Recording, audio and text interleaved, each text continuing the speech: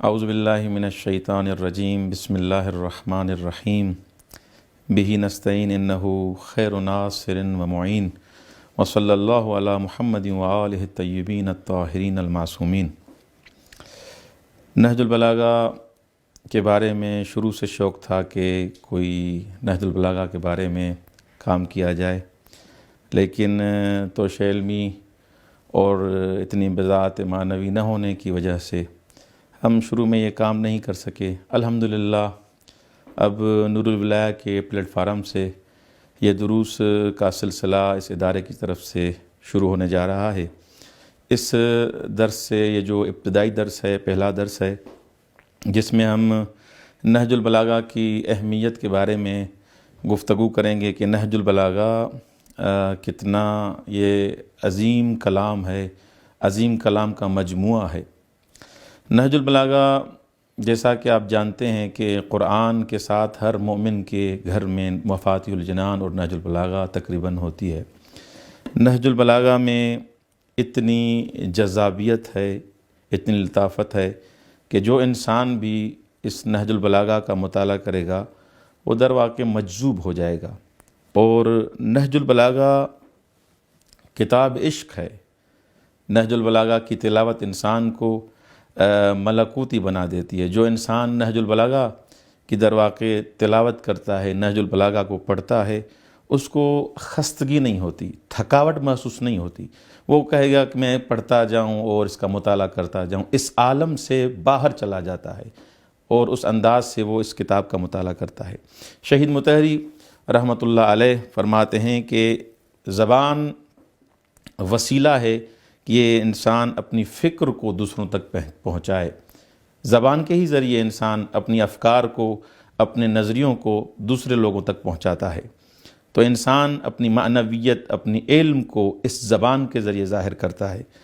انسان کی فصاحت اور بلاغت بھی اسی زبان کے ذریعے ظاہر ہوتی ہے، کیونکہ مولائے متقیان امیر المؤمنین علی بن ابی طالب علیہ السلام فرماتے ہیں المرء مخبوء تحت لسانہ، انسان زبان کے نیچے چھپا ہوا ہے۔ انسان کا پتہ تب چلتا ہے کہ یہ کتنا دانشور، دانشمند اور مفکر ہے جب وہ بولتا ہے۔ تو یہ نہج البلاغہ جو انسان پڑھتا ہے، اس نہج البلاغہ کی تلاوت سے انسان کو پتہ چلے گا کہ یہ کس کا کلام ہے، عام بشر کا کلام نہیں ہے۔ کسی بشر میں طاقت نہیں کہ ایسا کلام اس سے صادر ہو۔ اور فقط آغا مطہری نہیں، کئی اور افراد جنہوں نے نہج البلاغہ کا مطالعہ کیا ہے، چاہے مسیحی ہوں، چاہے اہل سنت کے افراد ہوں، جنہوں نے اس کلام کی بہت زیادہ تعریف کی ہے۔ جرداق ایک مسیحی ہے، وہ کہتا ہے کہ اس بات پر سب کا اتفاق ہے کہ نہج البلاغہ جو حقیقت میں مولائے متقیان کا کلام ہے، یہ نہج البلاغہ اس بات کی عکاسی کرتا ہے کہ مولائے متقیان کی فکر کیا تھی، مولا کا کلام کیسا تھا۔ جس نے مولا کا کلام پڑھا ہے وہ حقیقت میں مولا کا عاشق بن گیا ہے۔ بلکہ میں اپنے الفاظ میں ایسے کہوں کہ ہو ہی نہیں سکتا کوئی انسان نہج البلاغہ کی تلاوت کرے اور مولا کا عاشق نہ بنے۔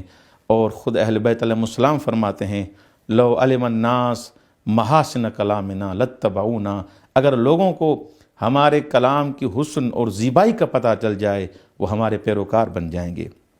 ایک مسیحی کہتا ہے کہ مولائے متقیان علی بن ابی طالب علیہ السلام فقط شیعوں کے درواقع نہیں ہیں کہ وہ کہیں کہ فقط مولا ہمارے ہیں، بلکہ ان کا تعلق بشریت سے ہے۔ پوری بشریت مولا علی پر افتخار کرتی ہے، اور یہ بشریت تا قیام قیامت مولا علی کو ایک بہترین رہنما، بہترین عادل کے عنوان سے جانتی ہے اور نمونِ عمل ہے۔ اور نہج البلاغہ کا جو یہ سلسلہ شروع کیا ہے، میں اپنی ابتدا میں ہی ناتوانی کا اظہار کر رہا ہوں کہ ہم میں طاقت نہیں کہ نہج البلاغہ کی شرح کریں اور اس کلام کو اس انداز سے بیان کریں، لیکن اس سلسلے کے ذریعے ہم چاہتے ہیں کہ مولائے متقیان کے کلام کی تلاوت کریں، نہج البلاغہ کی تلاوت کریں۔ اور اس شعر کے ساتھ میں پہلے درس کو ختم کروں گا۔ ای برتر از خیال و قیاس و گمان و وہم، ای برتر از خیال و قیاس و گمان و وہم واز آنچ گفته اند و شنیده ایم و خوانده ایم مجلس تمام گشت و به آخر رسید عمر ما همچنان در اول صف تو ماندیم. یعنی انسان کتنا بھی مولائے متقیان کے اس کلام کو بیان کرے لیکن پھر بھی حقیقت میں اس نے کچھ نہیں بیان کیا. والسلام علیکم ورحمۃ اللہ وبرکاتہ.